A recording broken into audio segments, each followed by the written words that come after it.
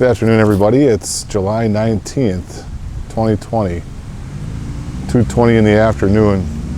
I'm here in Kaukauna, Wisconsin at the Ring of Honor. The Ring of Honor is a place in Kaukauna, Wisconsin that is a community effort put on by all veteran organizations in this community that come here on Veterans Day, Memorial Day and such.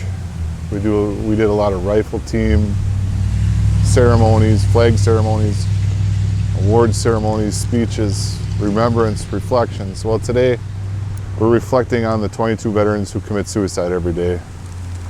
It's not just a reflection. I am one of the 22. I'm one of the 22. I call the Veterans Crisis Line.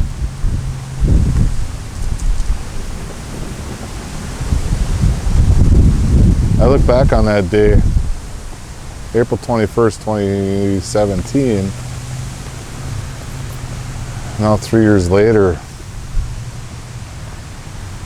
it's like a dream. I was the post-service officer in Kaukauna for Post 501 of American Legion. And now I'm the post-service officer for American Legion Post 501 in Madison, Wisconsin. The Outpost 422 mission started here. It was called the 422nd Rescue and Recovery Brigade,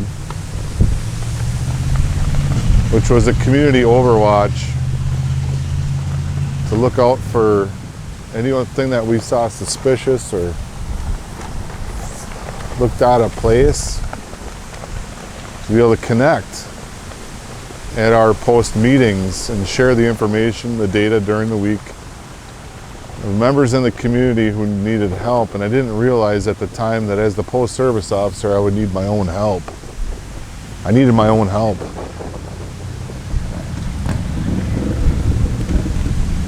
It's one of the strangest feelings I've ever had. To be a post-service officer who needed the help from the post-service officer who wasn't there because I was it.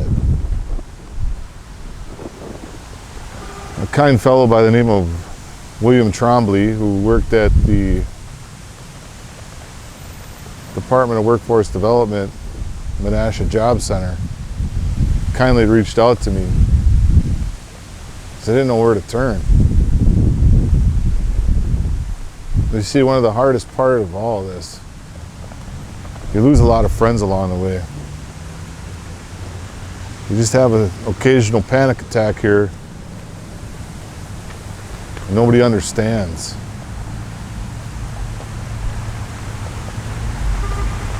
They don't understand why you have to behave this way. And so as a post-service officer, my heart goes out to every veteran who's in crisis. No matter what. No matter where, no matter what your discharge is. But sometimes I gotta take off the hat. Just be Brad. Just be Brad.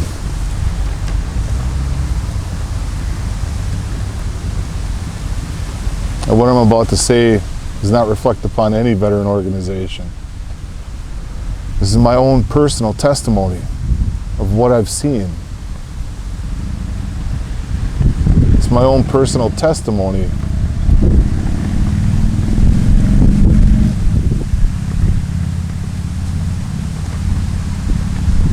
of the 11th hour. The hour before I wanted to take my own life.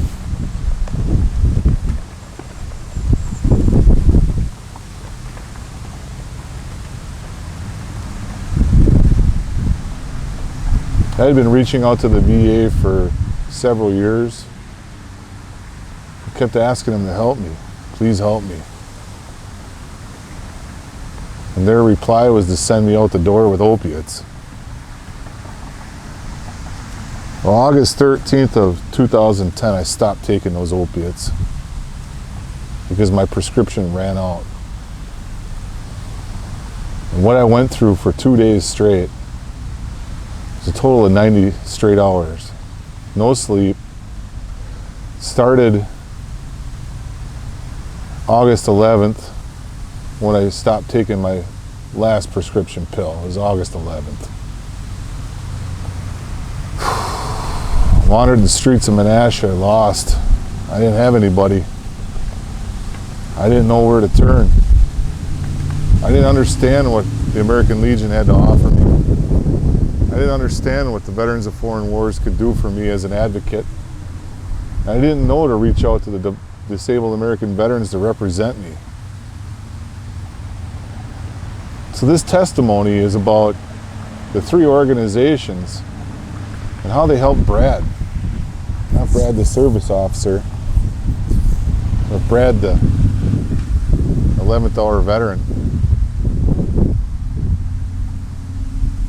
Which is why in Madison, Wisconsin, I've asked Post 501, VFW Post 1318, and the Madison VA DAV, Dry Hooch,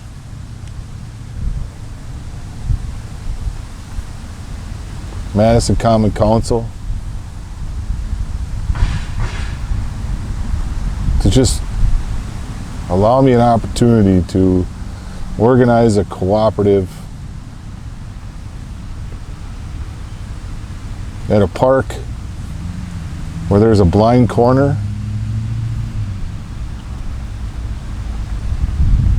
where people get robbed, where women get raped, and where veterans go to overdose. When I started out at Post 41, I was going to school in Madison because I was using the Madison VA through the Veterans Integration Transitional Academic Leadership Program. This thing called the Madison College Challenge happened. You know, and Post 41 kept telling me, Brad, you're operating beyond your scope. You're just a post-level service officer. But they didn't live through this. They didn't know what being a veteran on the verge of suicide was like.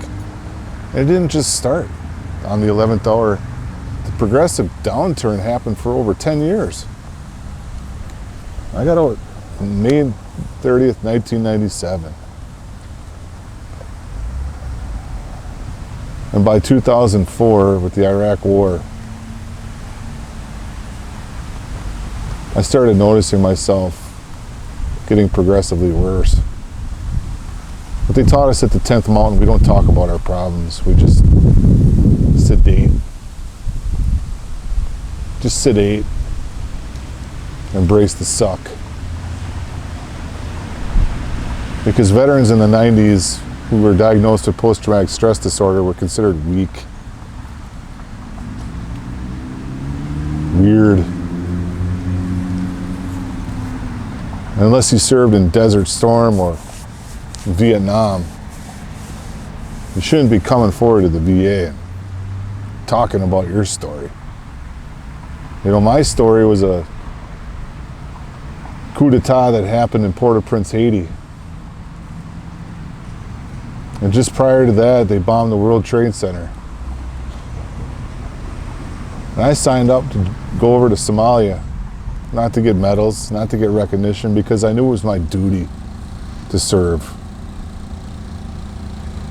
And I wanted to serve. And after getting a waiver,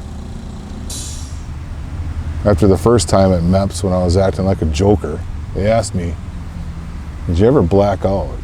And I said, when I was awake or when I was sleeping? And he didn't like my response or my rhetoric or my tone, and he kicked me out. He said, you're not fit to serve, now leave. And with the help of my brother, my Army recruiter, they were able to get me in on a waiver. They're like, look, he was just joking. He didn't realize how serious this was. And they let me in the military, despite my background and the problems I had bumping in with law enforcement.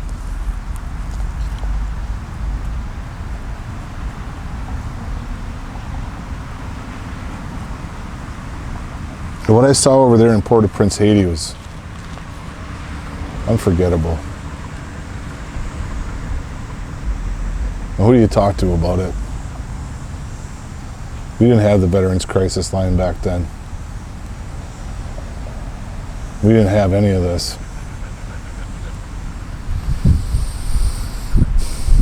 But we do now. I have a lot of pain in my heart for those children over there.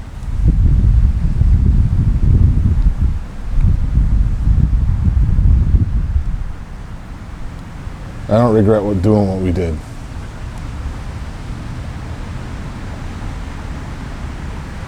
But I needed to get help earlier on.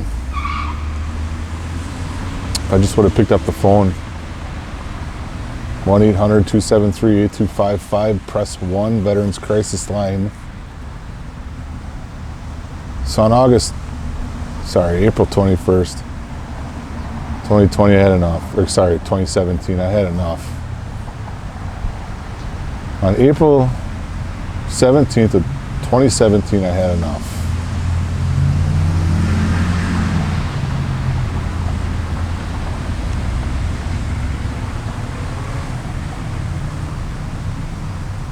I knew that this new program that they created would help me, and I needed help really bad.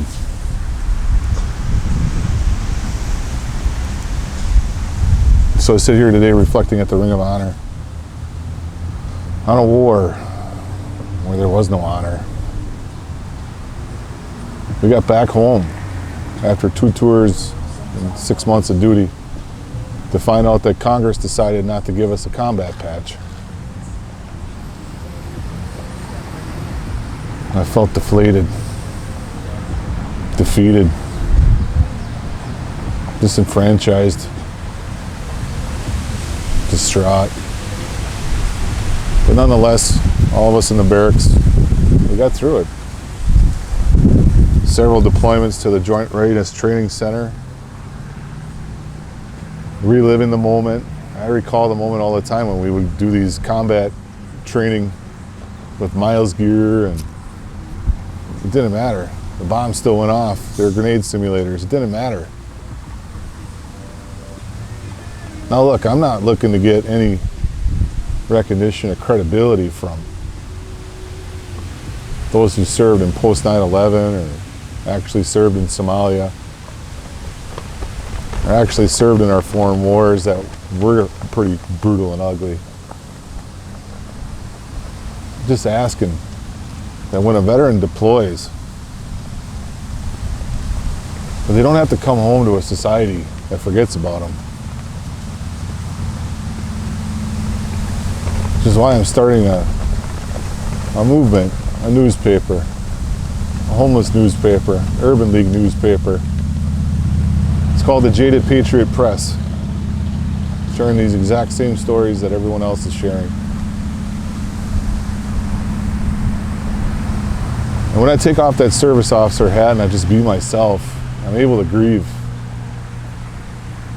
But it's frowned upon at the VA to come to yourself if you're the service officer. You should go to somebody else. But who do I go to? Well, fortunately, the VFW is there, who's helped me. Civil American Veterans helped me win several of my appeals. I've been fighting appeals since 2014, and it's wearing me out. It's wearing me thin. But one of the greatest gifts that I was given was academics through the Wisconsin GI Bill. And I've been able to marry myself to becoming a journalist. I realized that journalists share the same crux that we do, except they just don't bring firearms into the combat zone. They bring cameras and gear. We have a lot in common. I hated journalists in the combat zone. They're always in my way. But now, I want to work with them. This is what Outpost 422 is all about. All of us across the globe can converge in one place in America, and that is Madison, Wisconsin. Take a walk from the Capitol to the 400 block. You stop down at 422 State Street. You'll look up and you'll see a peace banner with a picture of a member from one of these veteran organizations wearing this hat. The same hat I was wearing when I first introduced this segment of this documentary. But in 2014, when I started these appeals, I really wanted to get active as an advocate. And I realized that there's a lot of liability when representing the brands. We can't be interjecting our opinions. We just strictly represent volunteerism in the community. That's all we can do. So I'm taking it one step further.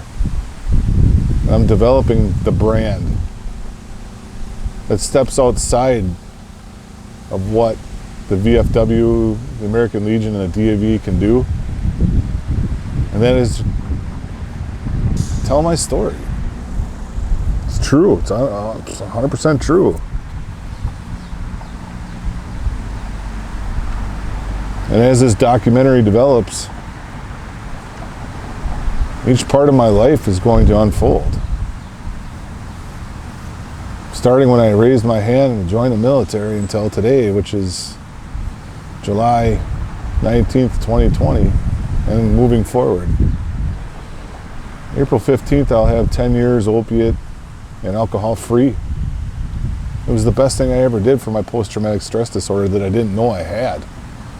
But I found out through Disabled American Veterans, through a guy by the name of Dr. Jim Goodwin, who did an etiology on post-traumatic stress disorder with Vietnam veterans, that I needed to get help from the VA. But now I have a condition that is known as static, which means it can never be repaired. And had I had it treated earlier on, I probably would have a different outcome. But nonetheless, I'm dedicating the rest of my life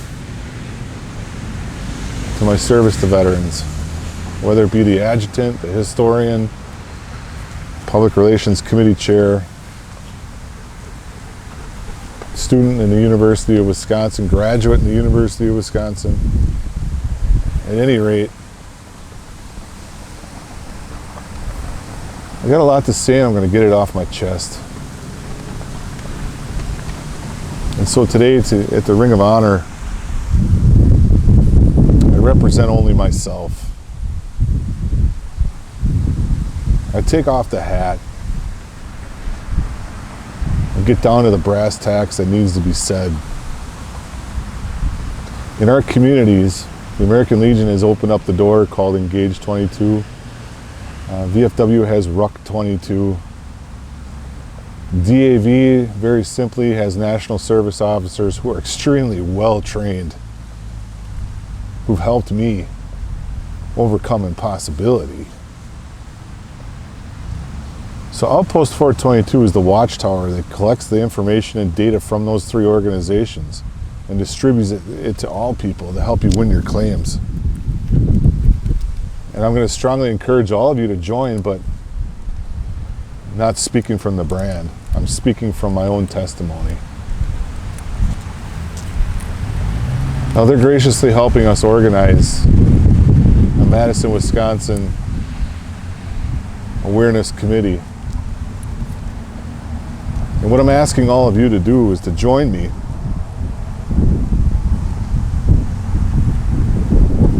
be a community guardian, watchtower, watchdog, a symbol that looks out for those who are like me, who tell the story of being one of the 22. We're the survivor stories. We do survive. It came down to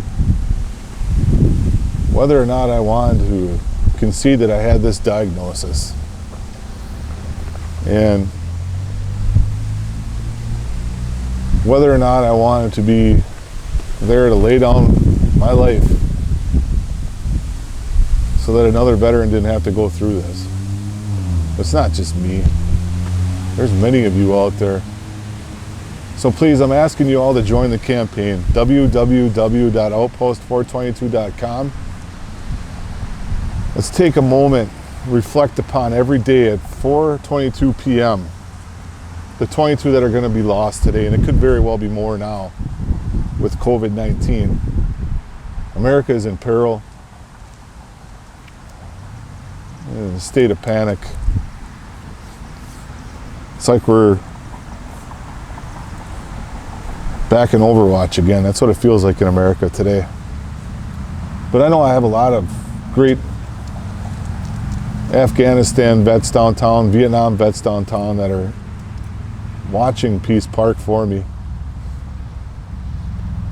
And when I come down there to visit any one of you as the post-service officer for any of the organizations, currently serving as a post-service officer for American Legion 501, Post 501 in Madison, and Cranesfield Post, VFW 1318. Service officer is the job I love, but none of the testimony I share today reflects upon me as a service officer. This is me as an American veteran. The gloves are off. And nothing do I say in this testimony do I represent any brand other than my own, and that's Outpost 422. We do more than just share our story. We connect in combat. We adopt 10th Mountain Division platoons. We share information on entrepreneurship grants through the Center of Entrepreneurship at Madison College. We share information about Madison College Veteran Resource Services. We share information about what Dry Hooch has to offer. We share information about the foundations and scholarships available to us through VFW, Disabled American Veterans, and American Legion. We share information about things like that I just went through with a 5-year remand where the VA said it can't possibly be service connected, and I said, oh yes it can. And I stood my ground and I said, that's it, enough's enough. I will not take no for an answer. So I share that information too. And the way that information gets distributed is through WordPress blogs. This video accompanies the blogs, and the blogs connect on social media. And when I reach out to any one of you in this social medium, I certainly hope you understand the depth and weight of all the things I've been through. Divorce, bankruptcy, eviction, being justice involved,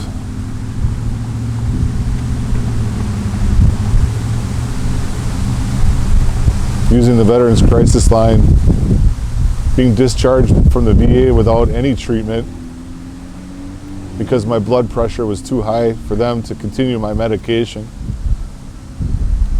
So they took hydrocodone, they took cyclobenzaprine, and they took gabapentin, and they took everything away from me and said, you're on your own. Now for those 2 years, I thought I was in an abyss. But they started prescribing that to me when I got out. You see, I was in Alpha Battery, 3rd Battalion, 6th Field Artillery, where our battery commander ran us 8 miles through the woods every day, which went totally against Army regulations, but he did it anyway. And so when I spoke up, I got sent up the battalion to be a battalion command driver, and by then it was too late. My back was already wasted. I started developing hairline fractures in my spine, and I was unable to serve in post 9/11 events, occupations, because I'm too disabled. I did 2 tours of duty. I did my time. And I don't owe an apology to anyone for not re-enlisting to go over to Afghanistan and Iraq.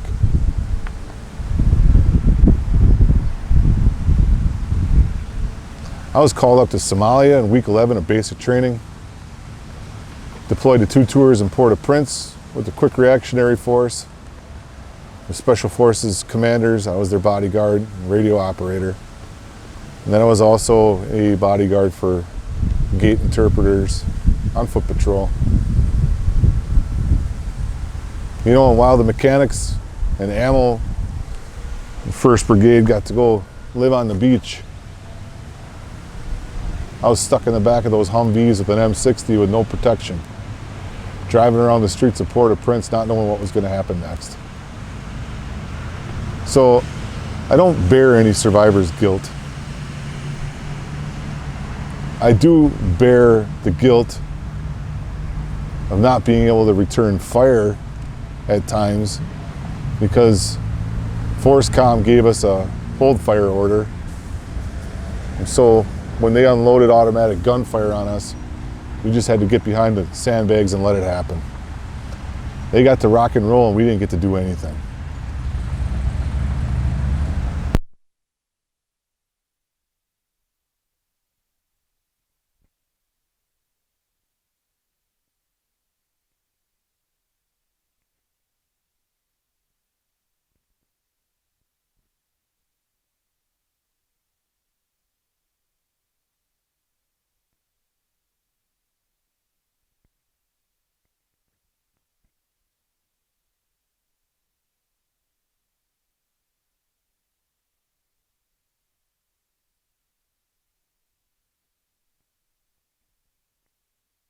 To continue to hang on to the war.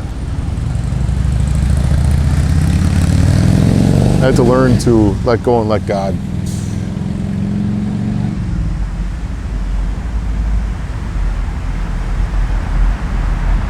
And I'm grateful today that I don't have to take those painkillers anymore because they're death. I crossed over. Laying on my kitchen floor in Menasha.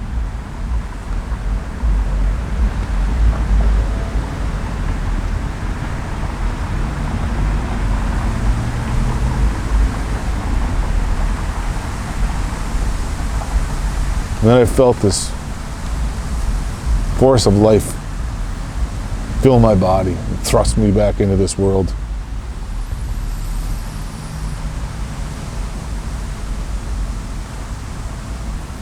And I believe there were angels there with me that day. And I don't believe that any veteran in the United States should have to go through this.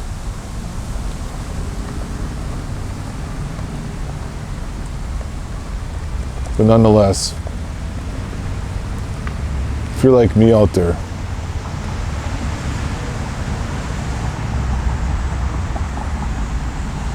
at least one person cares about you.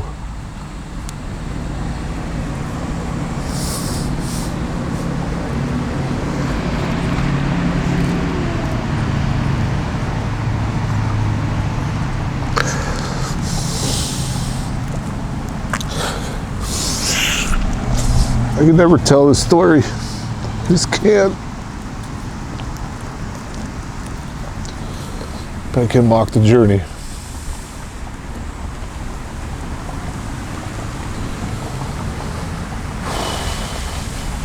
I can walk the journey.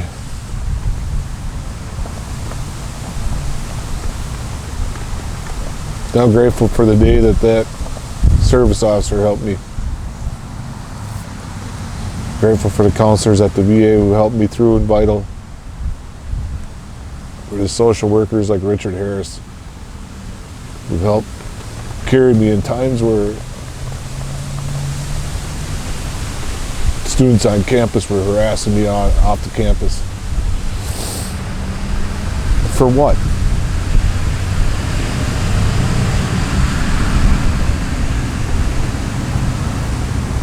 Well, gratefully, University of Wisconsin-Whitewater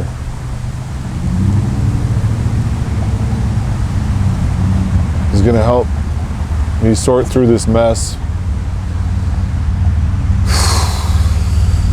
Center for Entrepreneurship is going to help me develop a hyperlink survey so that we can all get to the bottom of the mess and the quagmire of what it's like to be to suffer through post-war disillusionment, and end up on the other side a college scholar. The Outpost 422 isn't just about the organizations, but they are part of the committee. So as we move forward organizing a Madison ad hoc committee to address the Madison VA, which I've done with Paul Rickert, who's their public relations director, to properly take out suicide awareness campaigns and start getting the word out, America will have a better opportunity for veterans when veterans step up and they let go of the anger and the angst and they get treatment at the National Suicide Research Center in Madison.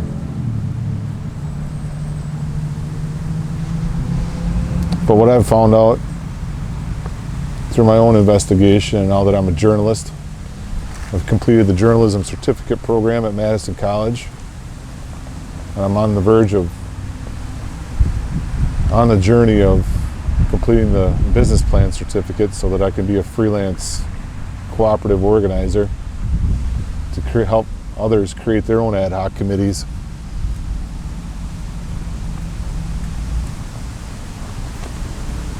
The tools are there for me to survive, just like they are for you. You're welcome to join the Outpost 422 mission. It starts at Madison College once you finish your treatment at the Madison VA. I've written the internship and the pilot. What it is you enter in the UW Liberal Arts Transfer Program with the intent to commit to being a journalism major at UW Whitewater, where you will undergo the case study, where we will help you cross the graduation stage and we will use our Wisconsin GI Bill gift, our veteran benefit gift, to complete the journalism certificate program with our electives, which is 18 electives, and then move on to UW Whitewater to write for the Royal Purple Hearts Purple Pen Guild and to be a campus overwatch. That's what's happening next. So this documentary is going to be tracking my progress going through school, and wherever we end up, we end up. I certainly hope we end up crossing the graduation stage with this camera. But this is going to be an ongoing 2-year journey until I graduate from college. Thank you, Dr. Kathy Brady, for endorsing this case study. I'm grateful for Dr. Jim Goodwin for his survey of Vietnam veterans. We're going to tail off of what he did and survey what veterans can do after their cognitive processing therapy completes at the Madison VA. We certainly hope all of you will follow in the footsteps of Hunter S. Thompson, who was an airman in the Air Force, to write your 11th hour journey from the perspective of gonzo journalism, and that we end veteran suicide once and for all. Thank you again, and have a great day.